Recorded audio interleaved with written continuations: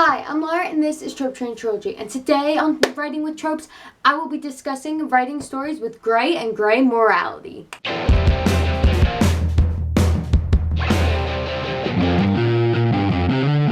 So to define gray and gray morality, it is essentially nuanced morality. And to give you the exact quote from the website TV Tropes, one of my favorite websites I was obsessed with when I was younger, gray and gray morality is when neither side in a conflict is totally good nor completely evil. Both sides have a strong, justifiable reason for fighting and contain a mixture of people of all kinds, from admirable, upstanding individuals to vicious, slimy scumbags. So as you can see, as opposed to when you write morally gray characters, this is about when the greater conflict is overall morally gray without clear black and white answers. And I will be linking this TV Tropes page down below. So first I would like to compare and contrast writing gray and gray morality to writing black and white morality.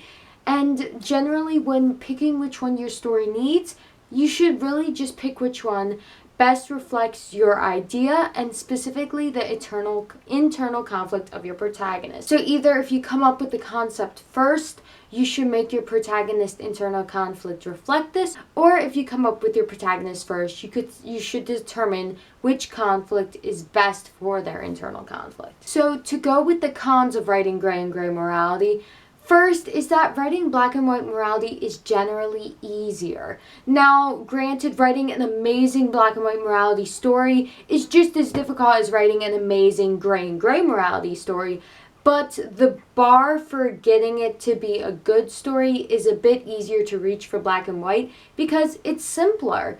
So writing a completely good hero or a completely bad villain and wrapping up a story when all you have to do is get your hero to defeat the villain is a lot simpler than trying to figure out how the complex situation will end. Because dealing with the complications of compromise or the moral dilemma of your protagonist's actions is a lot harder than just saying like good guy beats bad guy, story over. Number 2.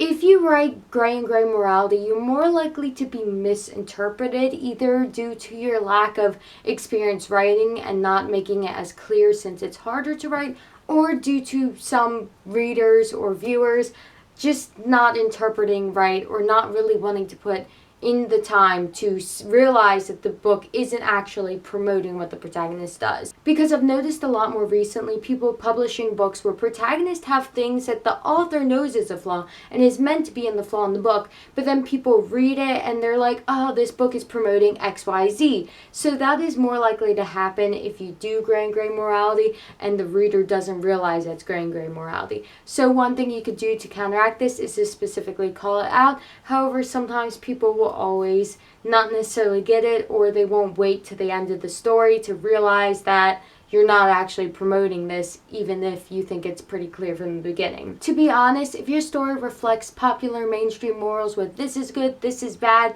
you're less likely to get hate from people. However, the pros of writing gray and gray morality are, number 1, in real life this is generally more common and what the situation will be. No one is completely good or completely bad, and this is reflected in most conflicts.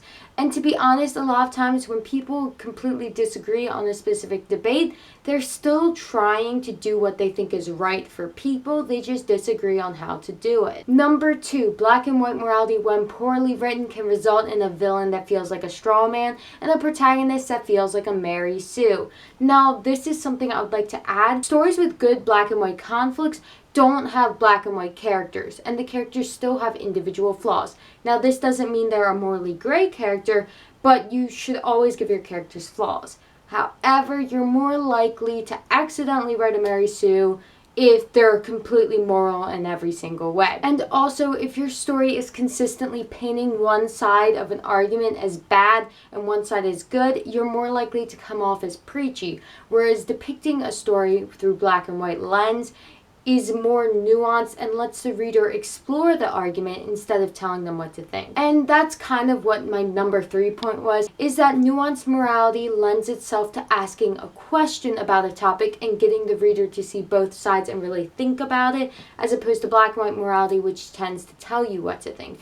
And I generally think this is definitely something you should consider if you're very interested in depicting themes and things like that, because generally that's how real life is, and personally as a reader and a writer, I prefer books that ask questions instead of telling me answers. However, I would like to add that while writing a story with no clear good side or bad side might seem like the more intellectual choice, this isn't always the case.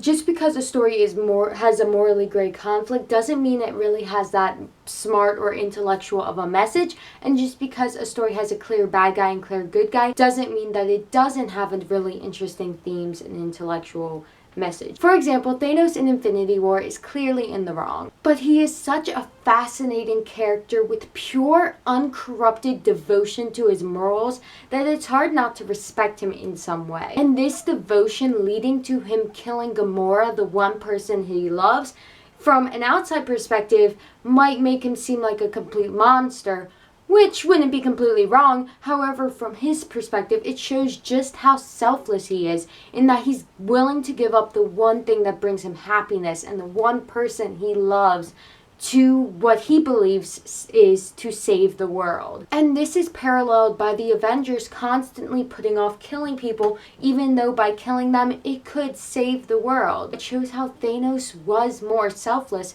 because they were both going for the same goal. They were both trying to save humanity. Well, they were both trying to save all life, not specifically humans. But Thanos was the only one willing to make the hard decisions.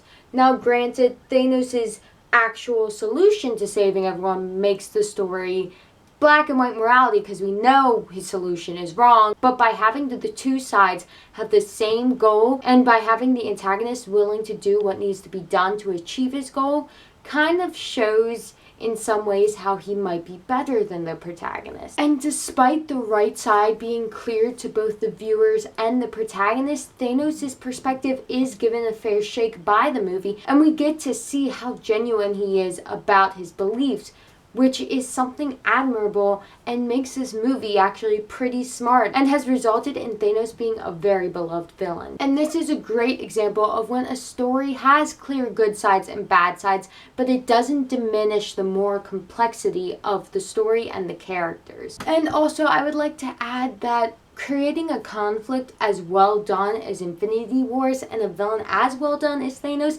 is really difficult. So even though I say in general writing gray and gray morality is difficult, writing something that is considered masterful and really well received is always really difficult no matter which route you take. And I would say it's probably equally difficult because there's a certain bar that when you pass it, no matter which method you take, it's going to be really difficult. Now let's get to gray and gray morality. I would like to repeat that this video is about the greater conflict being morally gray and not individual characters. And if you would like to see a video about characters who are morally gray, like anti-heroes, I've done that before, and I will link it in all the things in case you want to check it out. It's an old video where I was green, but I still think it's pretty good. Anyway, let's get to discussing gray and gray conflict. So when creating a gray and gray conflict, you need to know 3 things. Number 1, what is the actual conflict of your story? Number 2, how will you depict to the reader that both sides have good and bad to them? Will it be something the reader knows from the beginning, or will it be something fed as breadcrumbs to the reader as the protagonist realizes that their side has flaws, or subsequently that the other side has attributes? Or for the third option, is it going to be some big revelatory plot twist? And number 3, how will you resolve the conflict? How will you wrap up these loose ends, especially since you can't just do good guy beats bad guy story over, or if you end up doing that, it leads to more repercussions that don't quite lead to a traditional happy ending. And all of this should tie into your protagonist inner conflict and character arc. And it's also important to know how your protagonist is involved. Is it like Princess Mononoke when the protagonist is completely neutral and just observing both sides? Or is it like Wonder Woman where your protagonist is an outsider who doesn't believe both sides are bad, but she still ends up working with one side and getting to know them, and still has a lie that she believes that she needs to realize isn't true? Or is it like the Hunger Games where the protagonist is completely on one side, but then there's a big reveal where she realizes that her side isn't as good as she believed them to be? Or you could do the reverse where she realizes the other side isn't as bad as she believed them to be. Also, I would like to add that when revealing that the conflict is in gray and gray,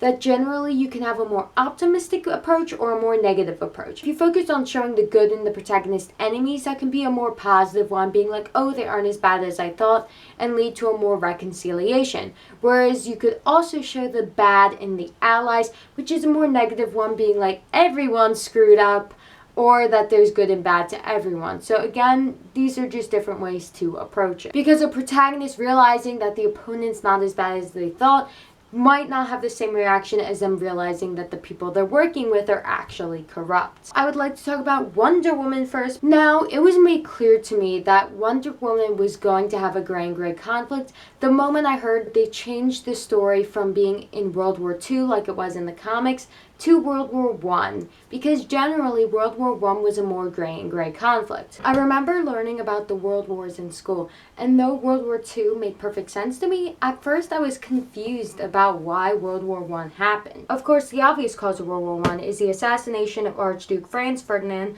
of Austria-Hungary by Bosnian terrorists, which resulted in Austria-Hungary accusing Serbia of helping the Bosnian terrorists, and then demanding things from Serbia that Serbia refused, and then Austria-Hungary declared war on Serbia, resulting in each of their subsequent groups of allies joining in the war, resulting in all of Europe fighting. But the truth is, the assassination was just the straw that broke the camel's back. Tensions had been rising in Europe, and there were three main things that caused World War I. These are things that every single country involved was guilty of, and also things that can be good, but when brought to these extremes and combined together to this extreme, made war inevitable. These things were: 1, nationalism, which when good can boost morale, camaraderie, and loyalty to your country, but when bad, it can result in distrust of the outside and even xenophobia. Number 2 is alliances, which when good can protect a country from outside threats, but when bad, it can escalate conflict to a massive scale.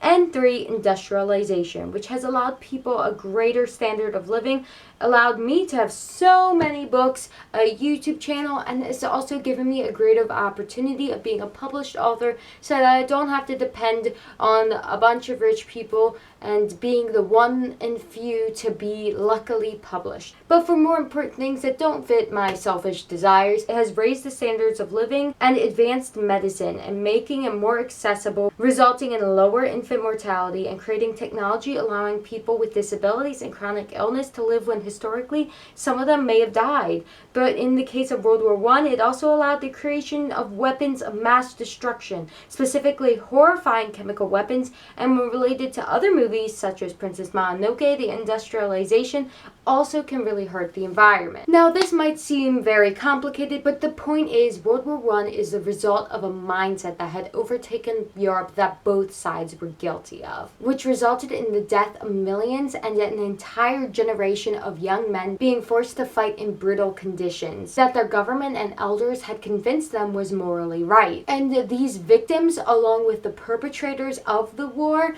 were on both sides. In fact, someone could be a perpetrator and the victim at the same time. Sorry I went on a bit of a historical rant, but that is the conflict in Wonder Woman. However, Wonder Woman can't just give a history lesson like I did. So how can it depict this? So in Wonder Woman, Diana is an outsider who is brought into the conflict. However, her introduction isn't without bias. Now, she doesn't think one side is pure evil when the other is not, but she still has biases.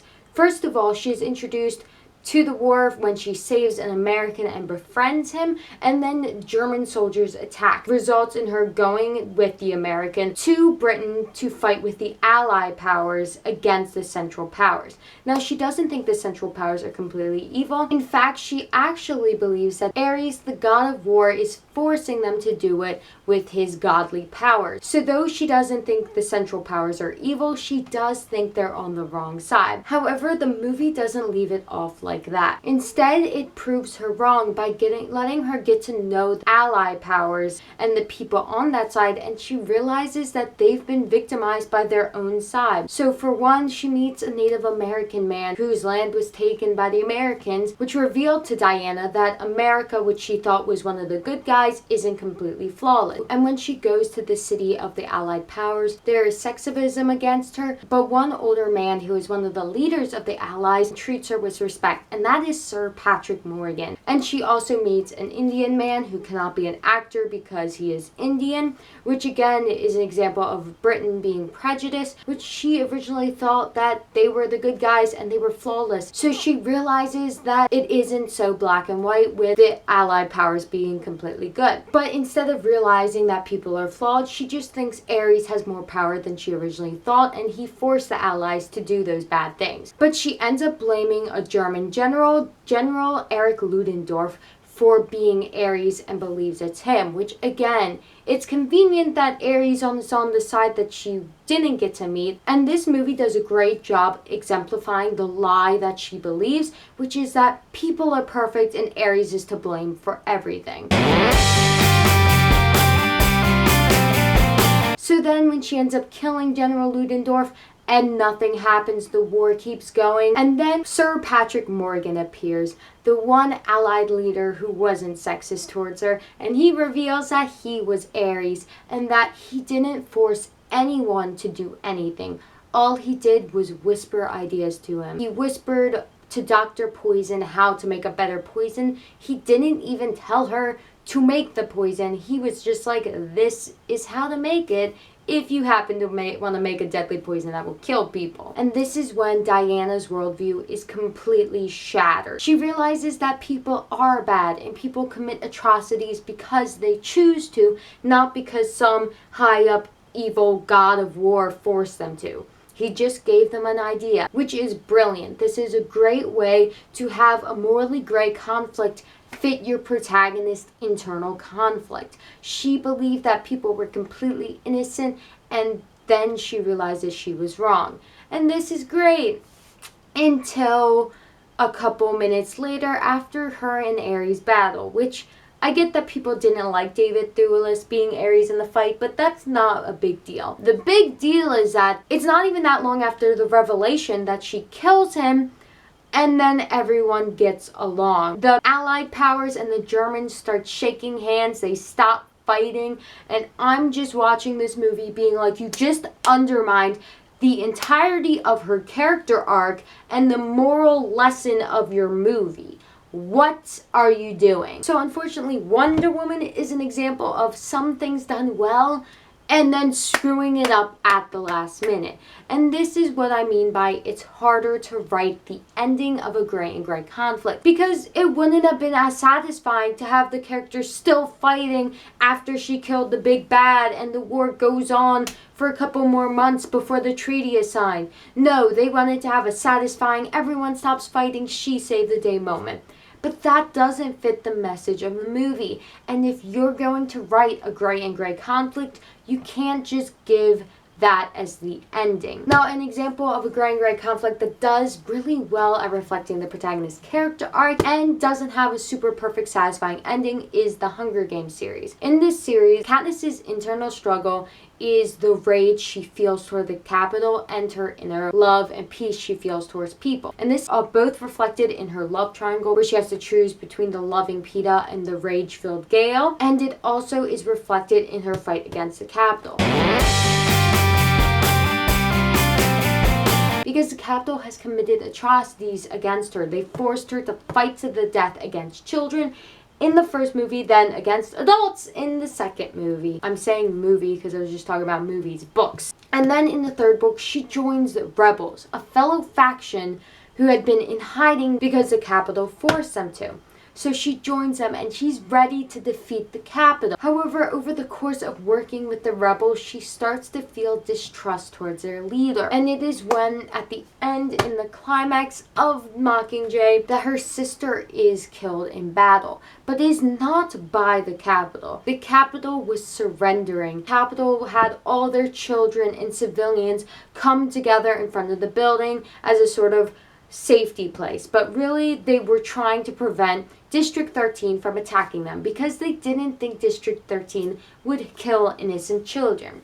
But instead, District 13 framed the Capitol bombing the innocent children. And then Katniss's sister, who had been trained as a nurse with District 13, went out to save the injured children. District 13 sent their own medical staff to save them, and then the extra bombs that didn't blow up in the first place blew up. They killed their own medical people, the people fighting on their own side, and innocent children on the other side, to frame the Capitol and make it so the Capitol citizens turn on them. So while it seemed like the Capitol was the worst people, they forced children to fight to the death and killed them, District 13 was just as willing to kill children and kill their own people fighting for them. Now, this book is a great example of having the revelation being a big one. Now, you do see that Coin is corrupt and Katniss doesn't trust her, but the revelation isn't as gradual as Wonder Woman, where we can tell that both sides are flawed.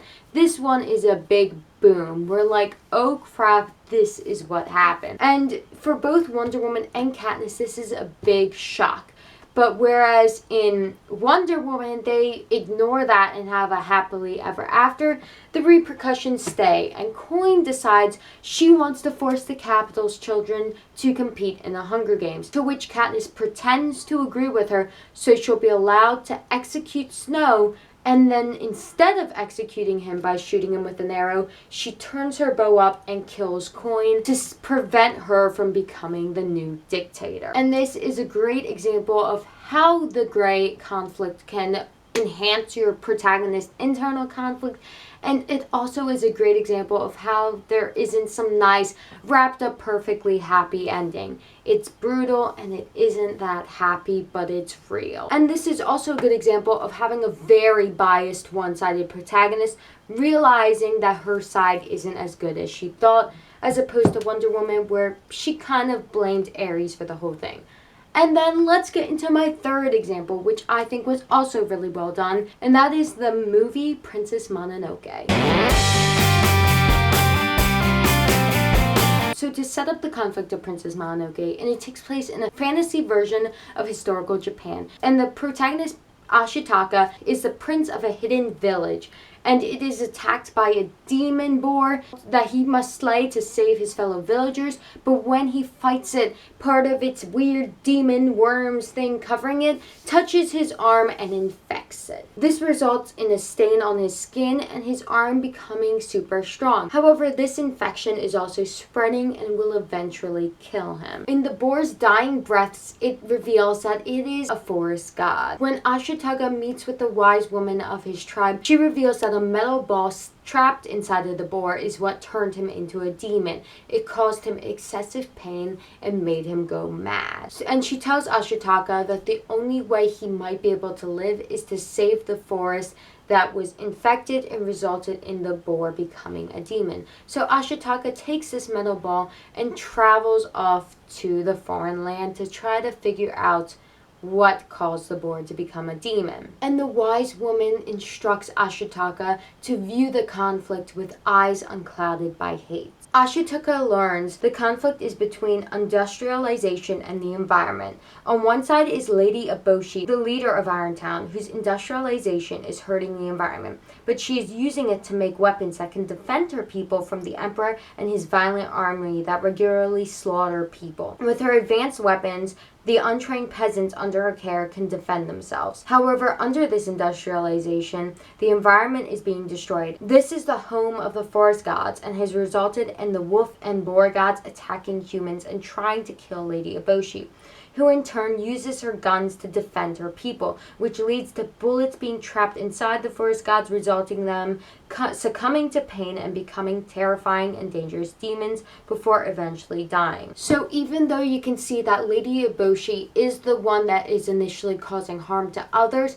she isn't pure evil. She is trying to save humans. In fact, Lady Eboshi regularly takes in lepers who suffer from leprosy, a terrifying disease that can result in disfigurement, lesions which make you more vulnerable to infection, and can permanently damage nerves. And it's also said that she buys literally every girl from a brothel that she meets to free them from the brothel and lets them work with her. And from meeting these lepers and the ex-brothel girls in Irontown, and because of this, Lady Eboshi is beloved by the people of Irontown. They see her as their hero. And though Ashitaka is told to be unbiased, he isn't entirely. He straight up tells Lady Eboshi that if he thought that killing her would save him, he would do it in a heartbeat. And he is never that aggressive towards the wolf gods. However, the truth is, Lady Eboshi is the antagonist. And honestly, she's one of the best antagonists I've seen. People often say to make the antagonist the hero of their own story. And Lady Eboshi is an amazing example of that. She not only is the hero from her own perspective, she's a hero from many people's perspectives. And watching the movie, it's hard to disagree with her. She saved people outcast from society, lepers, prostitutes, and it's clear that she deeply cares for humanity. It's just at the expense of the environment, making her a very complex character, and opposed to the movie coming across as, if you hurt the environment, you're evil in every single way. It views the conflict as being more like humans are flawed, and though you're not necessarily evil, you're not doing the right thing, and you're actually hurting animals and the environment. And I think this is a great example of an antagonist who isn't necessarily a villain. I do like to use the word villain though, so I'd call her that, because I call everyone a villain because it's a fun word. I digress.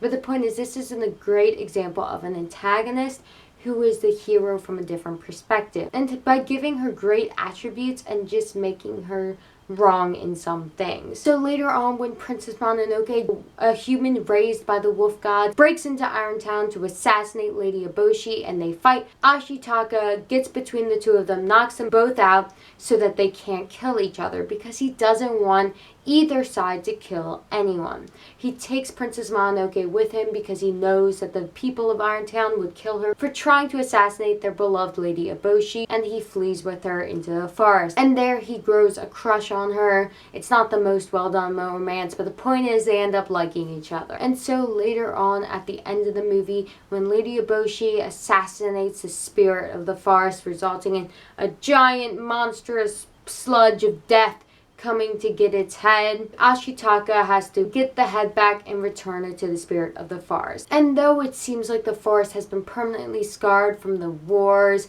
and the giant forest death thing, it shows shots of the nature healing after the head has been returned. And this movie ends with hope. This movie is a lot more optimistic than the other ones, because instead of showing the bad of both sides, it emphasizes the good. It introduces the movie by showing the importance of the forest, but it doesn't take away the humanity of the antagonist. And because of this, I would say this is a more positive movie than the others. And though Ashitaka loves Princess Mononoke, that is bittersweet, but it still has that bittersweet element of the separation. And I think this is a great example of a gray and gray conflict that's more positive and humanizes the antagonist. And that's all I have to say about gray and gray morality. I hope you liked my 3 examples. Sorry if this video was a bit rambly. Hopefully I will fix that in editing, but I can tell you filming it, ooh, it's a mess, because I scripted part of it, and then I got tired of scripting, and I was like, I know what I want to say. Just let's see if I can actually succeed at saying it. But yeah, I hope you enjoyed this video. If you have any comments about writing gray and gray morality, disagree with something, agree with something, or just want to say hi, please feel free to do that down below in the comment section. And again, thank you for watching. I hope you enjoyed this video. And if you are writing a story with gray and gray morality, definitely tell me down below, because I love that stuff. Anyway, again, thank you for watching, and I'll see you later.